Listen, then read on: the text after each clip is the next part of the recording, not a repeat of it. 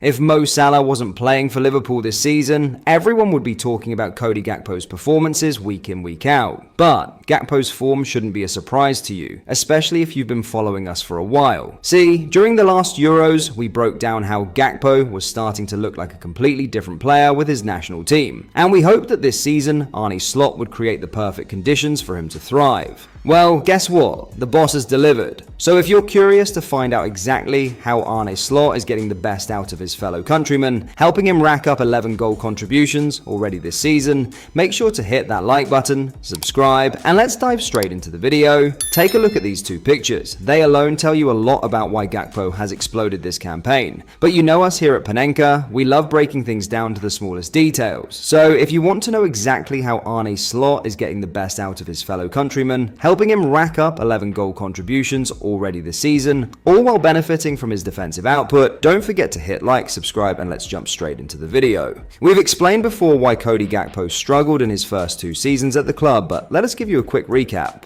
After Michael Edwards left, Liverpool's recruitment just wasn't the same. We struggled to properly profile players and replace those who were leaving the squad. At the time, Cody Gakpo was thriving with PSV and the Netherlands, playing in his natural position on the left wing. For PSV alone, he racked up an incredible 55 goals and 50 assists in 159 appearances. Those are outstanding numbers no matter how much people downplay the quality of the Eredivisie. But unfortunately, when Liverpool signed him, Gakpo was misprofiled. It's a similar story to Darwin Núñez, who was brought in as Firmino's supposed replacement, even though the two players are completely different. Instead of being deployed in his best position, out wide on the left, Gakpo was tasked with playing as a number 9 or even as a right winger at times. This completely neutralized his best attributes, to the point where some fans were already calling for him to be sold. Take a look at Cody's heat map from the 2022-23 season during his 14 appearances for PSV before his move to Anfield. As a left winger, he dominated the left-hand side with the freedom to cut inside and use his elite ball-striking ability while combining with his teammates. In just those 14 games, Gakpo scored 9 goals and earned a spot in the Team of the Week lineup 4 times. However, after joining the Reds, you can see a dramatic shift in his heat map for the remainder of the season. Gakpo was no longer primarily a left winger, instead he was used all over the front line, playing in multiple positions. What's even worse, at times he was even deployed as a left central midfielder. This clearly highlighted that Jurgen Klopp and the staff hadn't profiled the player correctly. This experiment unfortunately carried over into the last campaign, and if anything, it got even worse. Gakpo spent most of his time in central areas rather than his preferred left-hand side, and to make matters worse, his playing time was significantly reduced. He averaged just 47 minutes per game. Despite these challenges, he still managed to score 8 Premier League goals and provide 5 assists. Clearly, his struggles weren't due to a lack of ability on the ball. It's pretty clear now why Gakpo struggled to perform consistently at Liverpool, isn't it?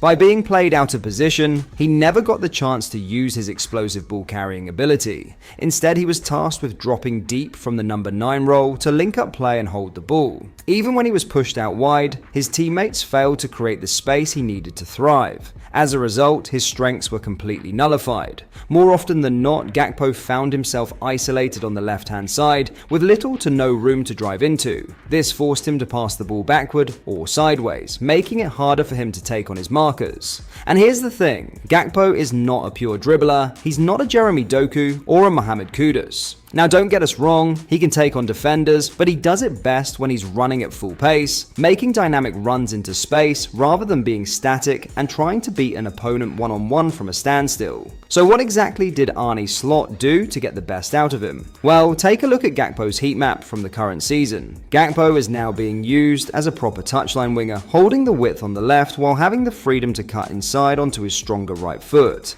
This is exactly how he used to play for PSV and the Dutch national team. Take this instance, for example, you can see how wide Gakpo positions himself on the pitch, while either Xavi Simons or Memphis Depay operates as a left-sided number 10. Their movement pulls defenders inward, creating the space Gakpo needs to exploit the flanks. From that position, Gakpo has 2 deadly options. He can either drop deep to receive the ball and then explode forward with progressive runs into the final third, or he can take advantage of the space to cut inside. And when you give him enough room to drift into the left left half space, Gakpo can be as creative and lethal as the very best wingers in the world. And guess what? The numbers back it up. Compared to other league wingers, Gakpo boasts the 7th highest offensive duels win rate, highlighting his ability to take on defenders. According to FBref, he ranks in the 99th percentile for successful take-ons, with an impressive 59.3% success rate. Once he gets the ball past his marker, good luck stopping him. He accelerates with explosive pace in short bursts, using his long, lanky arms to shield the ball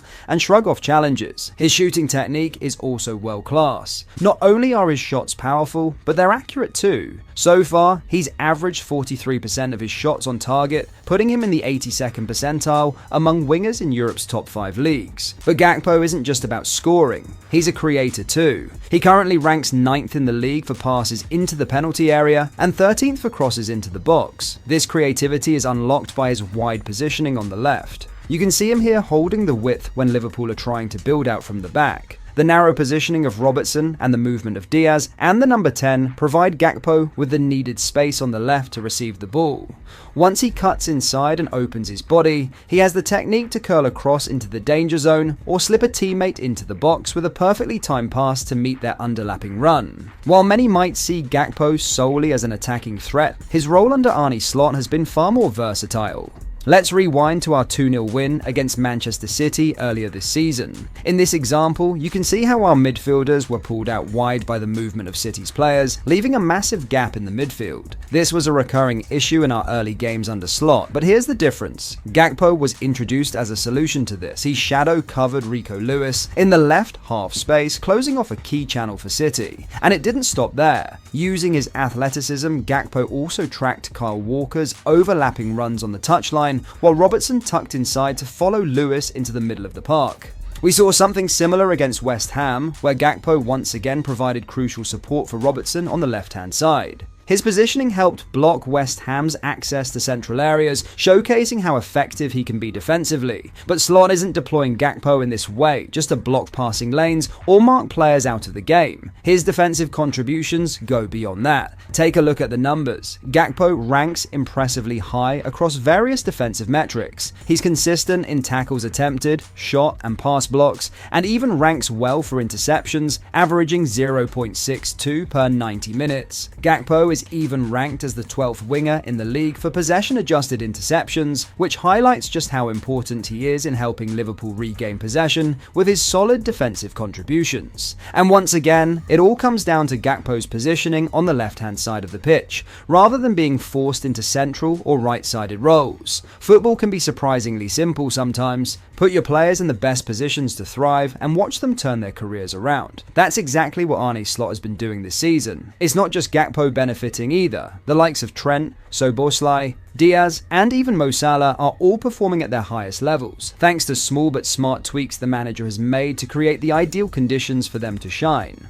Outro. For a player with Gakpo's qualities, it never made sense to see him struggle in recent years. It was clear that he couldn't adapt to the roles Klopp assigned to him. Transitioning from the Eredivisie to the Premier League was already a tough challenge, but being deployed out of position only made things worse. We saw glimpses of his potential with the Netherlands during the summer, and now, under Arne Slot's guidance, he's been properly profiled, and it's paying off. We're finally seeing the best version of Gakpo. At times, he looks absolutely unstoppable. His goals against Manchester United and Leicester are perfect examples of what he's capable of when played to his strengths. So what do you think? Has Gakpo been our second best defensive player this season so far? Do you agree that his inclusion to the first lineup helped us solidify our outer possession shape? Let us know your thoughts in the comments, and don't forget to hit that like button and subscribe for more content.